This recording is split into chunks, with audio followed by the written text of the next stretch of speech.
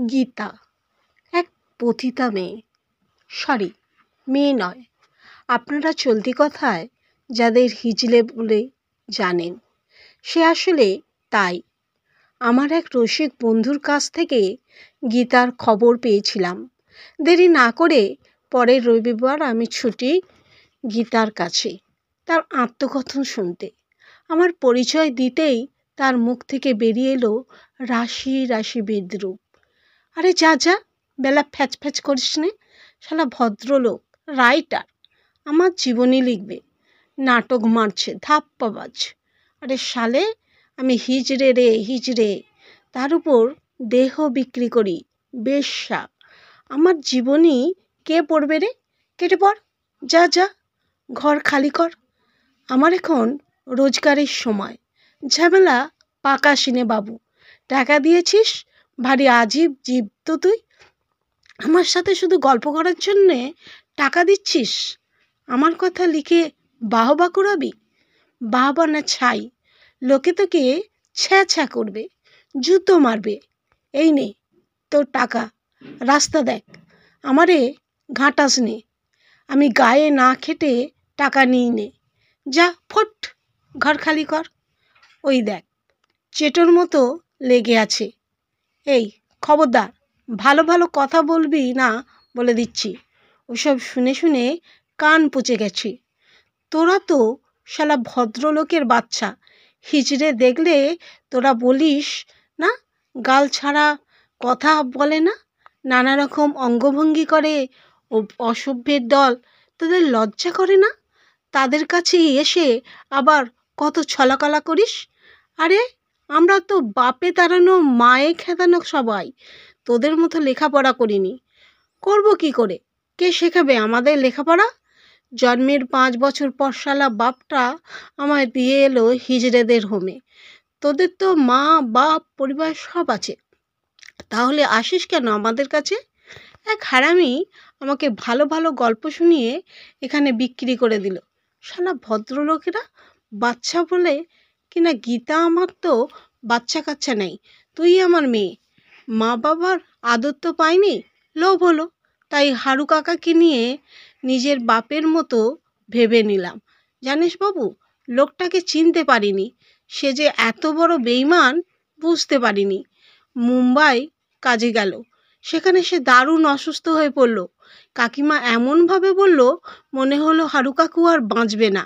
আমিও শালা ওদের কথা বিশ্বাস করে কাকিমার সাথে হাওড়া থেকে মুম্বাই মেল ধরলাম।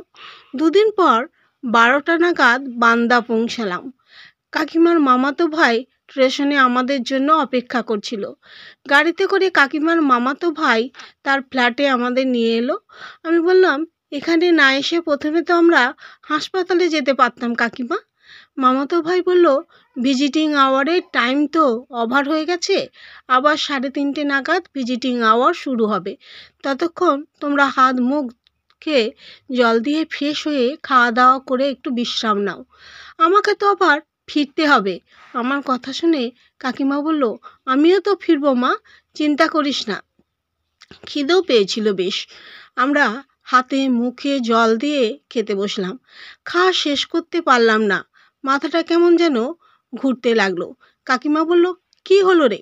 আমি বললাম, মাথাটা কেমন যেন ধরেছে কাকিমা। আসলে এত জার্নি করার অভ্যাস নেই তো, তাই হয়তো মাথাটা ঘুরছে। কাকিমা বলল, তাহলে আর খেয়ে কাজ নেই মা, বমি হয়ে যেতে পারে। আমি আর খেলাম না, খাটে গিয়ে বসলাম। ব্যাস, আমার আলোর জীবন হারিয়ে গেল। গীতা হিজড়া বনে গেল গীতা বেশ্যা। মায়া মমতা বিশ্বাস আমার জীবনে অন্ধকার ডেকে আনলো। তোরা শালা সব ভদ্রলোকের বাচ্চা না? বল না আমায়, আমার কি দোষ ছিল?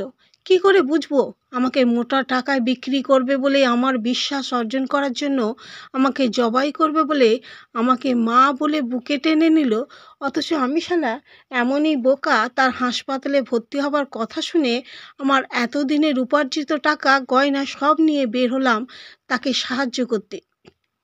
আর ওরাই আমাকে খাবারে ঘুমের বড়ি মিশিয়ে দিল আমাকে বিক্রি করবে বলে। জ্ঞান যখন ফিরল দেখলাম টাকা পয়সা গয়নাগাটি বিশ্বাস সব হারিয়ে আমি শুধু দেহটাকে পসরা সাজিয়ে বসে আছি। পালাবার আর রাস্তা নেই। কুটিরে মাসি বলল ৬০,০০০ টাকায় নাকি আমি বিক্রি হয়ে গেছি। হিজড়েদের নাকি বাজারে এখন বেশ ভালো ডিমান্ড। এ কি বাবু, তোর চোখে জল? ভাঁওতা মারার আর কত ফন্দি আঁটবি তোরা? চোখের জল, সহানুভূতি, ভালো ভালো কথা, এইসব আমার শালা একদম সহ্য হয় না। ওসব তোদের ভদ্র সাজার মুখোশ, লালসা ঢাকার কৌশল। আসলে তোরা শালা একটা পাক্কা শয়তান। না হলে মেয়ে বলে ডেকে কেউ কি পারে তাকে বিক্রি করে দিতে? পর না তুই, সন্তান তার যাই হোক না কেন, কোন মা বাবা কি পারে তাকে হিজড়েদের হোমে দিয়ে আসতে? ভদ্রলোক মারাচ্ছিস, হিজড়ে বলে টিপ্পনি মারিস, আবার সেই হিজড়েদের কাছে সে তোরা বিকোস। লজ্জা করে না তোদের? আর ঢং করিস না বাবু, ভালো মানুষ সাজতে হবে না। তুই টাকা দিয়েছিস ২ ঘন্টার জন্যে, আমি তোর কাছে বিক্রি হয়ে গেছি। এসব গল্প টল্প ফ্যাচফ্যাচেনি আর ভালো লাগছে না। তুই কি ভাবছিস আমি কিছু বুঝি না? রাইটার না ছাই। আজ এসেছিস, কাল আসবি, পরের দিন আবার আসবি, ভালো ভালো কথা বলবি, শেষে বলবি গীতা আমি তোমায় ভালোবাসি, তোমাকে ছাড়া বাঁচতে পারবো না। কতবার আর কতবার তোরা আমাকে বিক্রি করবি বাবু, বলতে পারিস? এমন ভালোবাসার গল্প শুনিয়ে সতীশ, বিমল এই নিয়ে এক কুটি থেকে অন্য কুটিতে আমাকে দুবার বিক্রি করেছে। বিশ্বাস কর বাবু, এখন আমি সত্যিই খুব ক্লান্ত হয়ে পড়েছি রে। মন ভেঙেছে, শরীরও আর সাথ দেয় না। ওসব ভালোবাসার কথা আর শোনাস নে। ভালোবাসা আমার এখন মরে গেছে রে।